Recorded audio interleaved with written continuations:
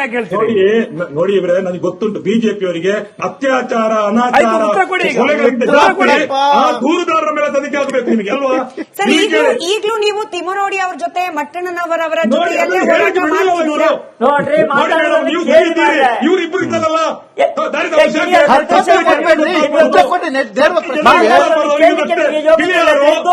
Agent ಅಷ್ಟೇ, ಬೇರೇನಲ್ಲ ಅವರು. ಆಯ್ತು, ಇವಾಗ ನೀವು ಉತ್ತರ ನಾನ್ ಪ್ರಶ್ನೆ ಕೇಳ್ತಾ ಇದ್ದೀನಿ. ಭಟ್ರೆ ಸಮಾಧಾನ. ನಾನ್ ಪ್ರಶ್ನೆ ಗಿಳಿಯಾರ್ ಬಿಟ್ಬಿಡಿ, ನಾನ್ ಪ್ರಶ್ನೆ ಕೇಳ್ತಿದ್ದೀನಿ. ಈಗ್ಲೂ ಕೂಡ ನೀವು ಮಟ್ಟಣ್ಣನವರ ಹಾಗೆ ತಿಮ್ಮರೋಡಿ ಅವರ ಜೊತೆಯಲ್ಲೇ ಹೋರಾಟ ಮಾಡ್ತಿದ್ದೀರಾ? 2013 ಅಕ್ಟೋಬರ್ 9 ತಾರೀಕಿಗೆ ನಮ್ದು 7,000 ಜನರ ಜಿಲ್ಲಾಧಿಕಾರಿ ಕಚೇರಿ ವಾಹನ ಜಾಥಾ ಮೂಲಕ ದೊಡ್ಡ ರೀತಿ ಪ್ರತಿಭಟನೆ ಆಯಿತು. 11ನೇ ತಾರೀಕಿಗೆ ಇವರು TV9 ಹೋದ್ರು ಮಹೇಶೆಟ್ರು. ಅಲ್ಲಿಂದ ಮಹೇಶೆಟ್ರು ಎಂಟ್ರಿ, ಅಲ್ಲಿರೋ ಮಹೇಶೆಟ್ರು ಇರಲಿಲ್ಲ ನಮ್ಮ ಹೋರಾಟದಲ್ಲಿ. 11ನೇ ತಾರೀಕಿಗೆ ಅವರಾದ ಕೂಡಲೇ ಅವರದ್ದು ಬೇರೆ 40,000 ಜನ ಹೋರಾಟ ಆಯಿತು. ನಮ್ದು ಅಕ್ಟೋಬರ್ 18ಕ್ಕೆ ಉಪವಾಸ ಸತ್ಯಾಗ್ರಹ ಆಯಿತು. ಹೀಗೆ 2 ಕಾಲದಲ್ಲಿ ಬೇರೆ ಬೇರೆಯಾಗಿ ಹೋರಾಟ ಆದಷ್ಟು ವಿನಃ ಇವರು ಹೇಳಿ ಎಂತ ಸುಳ್ಳು ಹೇಳ್ತಾರೆ. ನಾನು ಮಹೇಶೆಟ್ರ ಮನೆಗೆ ಅವರ ಎಲ್ಲ ಹೋರಾಟಕ್ಕೂ ಬೆಂಬಲ ನಮ್ದು. ಅವರು ಕೂಡ ಅತ್ಯಾಚಾರ ಅನಾಚಾರದ ವಿರುದ್ಧ ಹೋರಾಟದಲ್ಲಿ ಇದ್ರು. ಇವರು ಹೇಳ್ತಾರೆ ನಾವು ಒಟ್ಟಿಗೆ ಹೋರಾಟ ಮಾಡಿದ್ದು. ಈ ರೀತಿ ಸುಳ್ಳು ಹೇಳುವವರ ನಾನು ಎಂತ ಹೇಳ್ಬೇಕು ಹೇಳಿ? ಅವರ ಹೋರಾಟಕ್ಕೆ ಬೆಂಬಲ. ನೀವು ತಿಮ್ಮರೋಡಿನ ಲೆಕ್ಕ ಕೇಳಿದ್ದು ಸತ್ಯನಾ ಸುಳ್ಳ? ಆತ್ಮಸತ್ಯ ಹೇಳಿ. ಏನ್ ಹೇಳಿ? ತಿಮ್ಮರೋಡಿನ ಆ ಹುಂಡಿ ಲೆಕ್ಕ ಕೇಳಿದ್ದು ಸತ್ಯನಾ ಸುಳ್ಳ? ನೋಡ್ರಿ,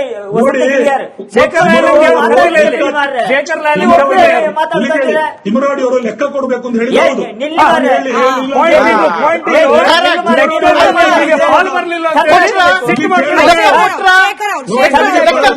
ನಾವು ಕಮ್ಯುನಿಸ್ಟ್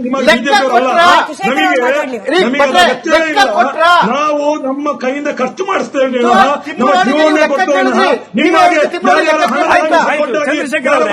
ನನ್ನ ಪ್ರಶ್ನೆ, ಇವರದ್ದು ಹೋರಾಟ ಬೇರೆ, ಮಹೇಶ್ ಹೋರಾಟ ಬೇರೆ. ಆದ್ರೆ ಮಹೇಶ್ ಹೋರಾಟ ಲೆಕ್ಕ ಕೆಳಗೆ ಅತ್ಯಾಚಾರಿಗಳ ಬಗ್ಗೆ ಆಗಬಾರದು. ನಿಮಗೆ ಯಾರು ದುಡ್ಡು ಕೊಟ್ಟಿದ್ದಾರೆ?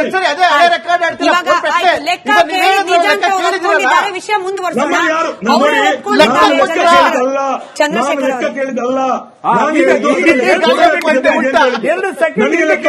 ಸ್ವಾಮೀಜಿ ಹಾಗೆ ಶೇಖರ್ ಅವ್ರನ್ನ ಮಾತನಾಡಿಸಿ ಸುಮಾರು ಸಮಯ ಆಯ್ತು. ಸ್ವಾಮೀಜಿ, ಈಗ ತಾವು ಕೂಡ ಹೋದ್ರಿ, ವಚನಾನಂದ ಶ್ರೀಗಳು ಕೂಡ ಬಂದಿದ್ರು, NIA ತನಿಖೆ ಆಗ್ಬೇಕು ಅಂತ ಕೇಳಿದ್ರಿ. ನಿಮ್ಮ ಉದ್ದೇಶ ಎಲ್ಲಾದ್ರೂ ಸೌಜನ್ಯ ನ್ಯಾಯ ಸಿಗಬಾರ್ದು ಅನ್ನೋದಿದೆಯಾ? NIA ತನಿಖೆ ಆಗೋದ್ರಿಂದ ಸೌಜನ್ಯಾಗ ಅನ್ಯಾಯ ಆಗತ್ತೆ ಅನ್ನೋ ವಾದ ಕೆಲವರು ಏನ್ ಮಾಡ್ತಿದ್ದಾರೆ, ಅದನ್ನ ನೀವು ಒಪ್ತೀರಾ? ಈಗ ಪ್ರಸ್ತುತವಾದಂತ ಆರೋಪಗಳಿಂದ ಕ್ಷೇತ್ರ ತಿಳಿಯಾಗಬೇಕು. ಮತ್ತೆ ಸೌಜನ್ಯ ಪ್ರಕರಣ ಮುನ್ನೆಲೆಗೆ ಬರುವುದಾದ್ರೂ ಬರಲಿ, ಅದರ ಬಗ್ಗೆ ನಮ್ಮ ಯಾವುದೇ ಆಕ್ಷೇಪ ಇಲ್ಲ. ನಾವು NIA ತನಿಖೆಯನ್ನು ಯಾಕೆ ಕೇಳ್ತಾ ಇದ್ದೇವೆ ಅಂದ್ರೆ, ಈ ಸಾಮಾಜಿಕ ಜಾಲತಾಣಗಳನ್ನ ಬಳಸಿ ಮತ್ತೆ ದೆಹಲಿಯಲ್ಲೆಲ್ಲ ಇವರು ಮೀಟಿಂಗ್ ಮಾಡಿದಂತಹ ವಿಷಯಗಳೆಲ್ಲ ಹೊರಗೆ ಬಂದದ್ದರಿಂದ ಈ ಬುರುಡೆ ದೆಹಲಿಗೆ ಹೋಗಿದೆ ಎನ್ನುವ ಕಾರಣಕ್ಕಾಗಿ ಇದರ ಆಂಗಲ್ ಸ್ವಲ್ಪ ವೈಡ್ ಆಗಿದೆ. ಆ ದೃಷ್ಟಿಯಿಂದ NIA ತನಿಖೆ ಆಗಬೇಕು ಅಂತ ನಮ್ಮ ಆಗ್ರಹವನ್ನು, ಅದು SIT ತನಿಖೆ ಆದ ಮೇಲೆ ಬೇಕಾದ್ರೆ ಆಗ್ಲಿ, ಅದರ ಮೇಲೆ ನಮ್ಮ ಸ್ವಾಮೀಜಿಗಳ ಮಾತು ಸರಿಯಾಗಿದೆ, ಅದು ಆಗ್ರಹ ಹೇಳಿದ್ದು ಸರಿಯಾಗಿದೆ. ಅದರಲ್ಲಿ ನಮ್ಮ ಇಲ್ಲ. ಆಯ್ತು. ಎರಡನೆಯದ್ದು, ಈ ತನಿಖೆ ಆಗ್ಲಿ, ಆದ್ರೆ ನಮ್ಮಲ್ಲಿ PM ಮಕ್ಕಳಿಗೆ ನಮ್ದೊಂದು ಪ್ರಶ್ನೆ ಇದೆ, ಅದು ಅವರು ಸರಿಯಾಗಿ ಉತ್ತರ ಕೊಡಬೇಕು. ಅಂದ್ರೆ ಈಗ ಬುರುಡೆ ಪ್ರಕರಣ ಈ ಸೌಜನ್ಯ ವಿಷಯದಲ್ಲೇ ಮುನ್ನೆಲೆಗೆ ಬಂತಲ್ಲ, ಈ ಬುರುಡೆ ಪ್ರಕರಣ ಅದಕ್ಕೆ ಯಾಕೆ ರಿಲೇಟೆಡ್ ಆಯ್ತು ಒಂದು. ಎರಡನೆಯದ್ದು, ಈ ಬುರುಡೆ ಪ್ರಕರಣದಲ್ಲಿ ಈಗ ಯಾರು ಅನಾಮಿಕ ಇದ್ದಾನೆ ಅವನೇ ಈಗ ತನಿಖೆಯ ಭಾಗವಾಗಿದ್ದಾನಲ್ಲ, ಇದೆಲ್ಲ ನಿಮ್ಗೆ ನೋಡಿದಾಗ ಏನ್ ಅನ್ನಿಸ್ತದೆ ಭಟ್ರೆ? ನಾನು ಉತ್ತರ ಕೊಡಬಹುದಾ? ಖಂಡಿತ ಮೇಡಮ್, ಕೊಡಿ ಸರ್. ಈಗ ಬುರುಡೆ ವಿಷಯ ಎಡೆಯಲ್ಲಿ ಬಂತು. ಯಾವುದೇ ಪ್ರಸ್ತಾಪಗಳು ನ್ಯಾಯದ ಪರ ಹೋರಾಟ ಆಗುವಾಗ ಬುರುಡೆ ತಕೊಂಡೊಬ್ಬರು ಬಂದ್ರು, ಅದರ ಬಗ್ಗೆ SIT ನೇಮಕ ಆದ್ದು. ಈ SIT ನೇಮಕ ಆದ್ದು ಅದು ಏನು ಅಸಹಜ ಹೆಣ್ಣಗಳನ್ನು ಹೂತು ಹಾಕಿದ್ದರ ಬಗ್ಗೆ ತನಿಖೆ ಮಾಡ್ಲಿಕ್ಕೆ SIT ನೇಮಕ ಆದ್ದು. ನಮ್ಮ ಸೌಜನ್ಯ ಪ್ರಕರಣಕ್ಕೂ SIT ಆದಲ್ಲ, ಇದಲ್ಲ. ಇದನ್ನೆಲ್ಲ ನಾವು ಕೇಳ್ತಾ ಇರೋದು, ಆಮೇಲೆ ಅವ್ರು ತಕೊಂಡದ್ದು. ನಾವು ಕಂಪ್ಲೇಂಟ್ ಕೊಟ್ಟಿದ್ದೇವೆ, ಪದ್ಮಾಲದ ಪ್ರಕರಣದ ಕೊಟ್ಟಿದ್ದೇವೆ. ಇದೆಲ್ಲ ಕೊಟ್ಟ ಮೇಲೆ ಬೇರೆ ಬೇರೆಯವರು ಸೌಜನ್ಯದ್ದು ಕೊಟ್ಟಿದ್ದಾರೆ, ಆಮೇಲೆ ನಾರಾಯಣ ಮಾವತನ್ನು ಕೊಟ್ಟಿದ್ದಾರೆ, ನಾವು ಪದ್ಮಲತನ್ನು ಕೊಟ್ಟಿದ್ದೇವೆ. ಇದು ಎಲ್ಲವೂ ಕೂಡ ತನಿಖೆ ಆಗ್ಲಿ ನಮ್ಮ ಬೇಡಿಕೆ. SIT ನೇಮಕಾತಿ ಯಾವುದಕ್ಕೆ? ಅಲ್ಲಿ ಆಗುವಂತ ಕ್ರಿಮಿನಲ್ ಏನಾಗಿದೆ ಅಲ್ಲ, ಈ ಬೋರ್ಡ್ ಪ್ರಕರಣ ರಿಲೇಟೆಡ್ ಆಗಿ ಸೌಜನ್ಯ ಪ್ರಕರಣಕ್ಕೆ ತಳಕು ಹಾಕಿದ್ದಲ್ಲ. ಯಾಕೆ ಇಲ್ಲ ತಪ್ಪದು. ಅದು ಈ ಬಿಜೆಪಿ ಅವರು ಮಾಡುದು, ಅಲ್ಲ, ಧರ್ಮ ಶೇಖರ್ ವಿರೋಧಿಗಳು ಅವ್ರು ಮಾಡುದು. ಶೇಖರ್ ಅವ್ರಿಗೂ ಹೇಳ್ಬಿಡಿ. ಶೇಖರ್ ಅವ್ರು ಧರ್ಮ ವಿರೋಧಿ ಹಿಂದೂ ಧರ್ಮದ ದೊಡ್ಡ ಶತ್ರು ಯಾರು RSS ಬಿಜೆಪಿ. ಹಿಂದೂ ಧರ್ಮ ಬೇರೆ ಬರ್ತಲ್ರಿ. ಇಲ್ಲ ನೀವು ಧರ್ಮಕ್ಕೆ ನ್ಯಾಯವಾಗಿರಿ, ಇಲ್ಲ ನಿಮ್ ಪಕ್ಷಕ್ಕೆ ನ್ಯಾಯವಾಗಿರಿ. ನಿಮ್ ಪಕ್ಷ ಹೇಳುತ್ತೆ ಯಾವುದೇ ಧರ್ಮ ಇಲ್ಲ ಅಂತ. ನೀವ್ ಹೇಳ್ತೀರಿ ನಾವು ಲೆಫ್ಟಿಸ್ಟ್, ನಾವು ಕಮ್ಯುನಿಸ್ಟ್ ಅಂತ ಹೇಳಿ. ಕಮ್ಯುನಿಸ್ಟ್ ಹೇಳ್ತಾರೆ ಧರ್ಮ ಇಲ್ಲ ಅಂತ.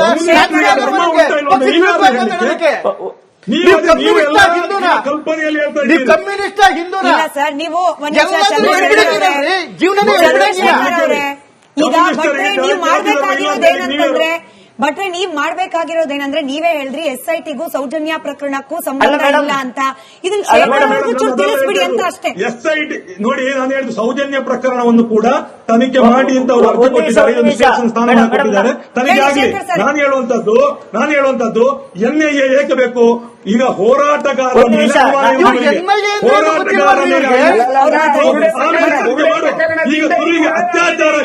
ಅತ್ಯಾಚಾರ ಅನಾಚಾರ ಅಪಹರಣ ಕೊಲೆಗಳಿಗಿಂತ ದೊಡ್ಡದು ಯಾಕೆ ಮಾಡ್ತೀರಿ? ಹೋರಾಟಗಾರರ ತಪ್ಪುಗಳನ್ನು, ಹೋರಾಟಗಾರ ತಪ್ಪುಗಳಿದ್ದೆ ಮತ್ತೆ ತನಿಖೆ ಮಾಡಲಿ, NIA ತನಿಖೆ ಮಾಡಲಿ.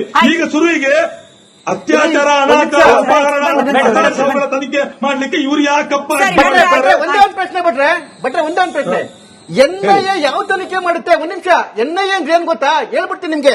NIA ಯಾವ್ದು ಮಾಡುತ್ತೆ ಅಂತ ಹೇಳಿದ್ರೆ terrorism, national security and other threats affecting sovereignty and integrity of the country. NIA ಇದನ್ನ ತನಿಖೆ ಮಾಡಲ್ಲ, ಸೌಜನ್ಯ ತನಿಖೆ ಮಾಡಲ್ಲ. ಅದಕ್ಕೆ CBI ಬೇರೆ ಇನ್ವೆಸ್ಟಿಗೇಟ್.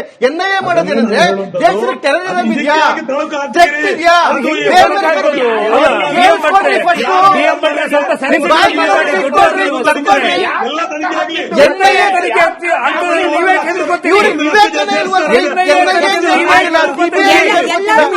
ಶೇಖರ್ ಅವ್ರ ಹತ್ರ ನನಗೆ ತುಂಬಾ ಮುಖ್ಯವಾದ ಪ್ರಶ್ನೆ ಕೇಳಲಿಕ್ಕಿದೆ. ಶೇಖರ್ ಅವ್ರು ಮಾತ್ರ ಇದಕ್ಕೆ ಉತ್ತರ ಕೊಡ್ಲಿ. ಶೇಖರ್ ಸರ್, ನನಗೆ ಮಾಹಿತಿ ಸಿಕ್ಕ ಪ್ರಕಾರ ನೀವು ಯಾರೆಲ್ಲ ತಪ್ಪು ಮಾತನಾಡ್ತಾರೆ, ಕಾನೂನು ಬಾಹಿರವಾಗಿ ಮಾತನಾಡ್ತಾರೆ, ಅವ್ರ ವಿರುದ್ಧ ಕಾನೂನಾತ್ಮಕ ಸಮರ ಸಾರ್ತಿರಂತೆ. ಇಲ್ಲಿ ಈ SIT ರಚನೆ ಆಗ್ಲಿಕ್ಕೆ ಮುಂಚೆ ಅನೇಕ ಯೂಟ್ಯೂಬ್ ಪ್ಲಾಟ್ಫಾರ್ಮ್ಗಳಲ್ಲಿ ಸಾವಿರಾರು ಹೆಣಗಳು ಹಿಂದೂ ಧಾರ್ಮಿಕ ಶ್ರದ್ಧಾ ಕೇಂದ್ರಕ್ಕೆ ಬಂದ ಹೆಣ್ಣು ಮಕ್ಕಳ ಮೇಲೆಲ್ಲ ಅತ್ಯಾಚಾರ ಆಗುತ್ತೆ, ಹೀಗೆಲ್ಲ ಕೆಲ ಬೇರೆ ರಾಜ್ಯದ ವಾಹಿನಿಗಳಲ್ಲೂ ಕೂಡ ಪ್ರಸಾರವಾಯ್ತಲ್ಲ. ನೀವ್ ಯಾಕೆ ಇಂಥವ್ರ ವಿರುದ್ಧ ಕ್ರಮ ಕೈಗೊಳ್ತಿಲ್ಲ ಸರ್? ಇಂಥವ್ರ ಮೇಲೆ ಯಾಕೆ ಪ್ರಕರಣ ದಾಖಲಿಸ್ತಾ ಇಲ್ಲ? ನೋಡಿ, ಆ ಪ್ರಕರಣದಾಗ ದುಡ್ಡು ಕೊಡಲ್ಲ. 2012ರಲ್ಲಿ ನಾವೊಂದು ಡಾಕ್ಯುಮೆಂಟ್ ಶೇಖರ್ ಸರ್ ಮಾತ್ರ ಮಾತಾಡ್ಲಿ. ಧರ್ಮಸ್ಥಳ ಶೇಖರ್ ಸರ್ ಮಾತ್ರ ಮಾತಾಡ್ಲಿ. ಶೇಖರ್ ಅವ್ರು ಮಾತ್ರ ಮಾತಾಡ್ಲಿ. ಬೇರೆಯವ್ರ ವಾಯ್ಸ್ ಎಲ್ಲ ಕಟ್, ನಂದು ವಾಯ್ಸ್ ಕಟ್, ಶೇಖರ್ ಅವ್ರದ್ದು ಮಾತ್ರ ವಾಯ್ಸ್. ಒಂದು ನಿಮಿಷ 452 ಅಸಹಜ ಪ್ರಕರಣಗಳು ನಡೆದಿದೆ ಅಂತ ಒಂದು ನಮಗೆ ಡಾಕ್ಯುಮೆಂಟ್ ಸಿಕ್ಕಿತ್ತು ಮಾಹಿತಿ ಹಕ್ಕು ಪ್ರಕರಣ ಕಾಯ್ದೆಯಲ್ಲಿ. ಆ ಮಾಹಿತಿ ಹಕ್ಕು ಕಾಯ್ದೆಯ ಪ್ರಕರಣ ಇದು ಕಾಯ್ದೆಯ ರಿಪೋರ್ಟ್ ಅನ್ನು ಹಿಡ್ಕೊಂಡು ಉಗ್ರಪ್ಪನವರ ನೇತೃತ್ವದ ಮಹಿಳಾ ಮತ್ತು ಮಕ್ಕಳ ಮೇಲಿನ ದೌರ್ಜನ್ಯ ತಡೆ ಸಮಿತಿ ಏನಿದೆ ಅದಕ್ಕೆ ನಾನು ದೂರು ಕೂಡ ಕೊಟ್ಟಿದ್ದೇನೆ. ಅದರ ಭಾಗವಾಗಿ ಅದು ಆ ರಿಪೋರ್ಟ್ ಕೂಡ ಸರ್ಕಾರಕ್ಕೆ ವರದಿಯಾಗಿ ಕೊಟ್ಟಿದ್ದಾರೆ. ಅದನ್ನು ಮೊನ್ನೆ ಅಧ್ಯಕ್ಷರಾದ ಉಗ್ರಪ್ಪನವರು ಹಲವಾರು ಬಾರಿ ಹೇಳಿದ್ದಾರೆ.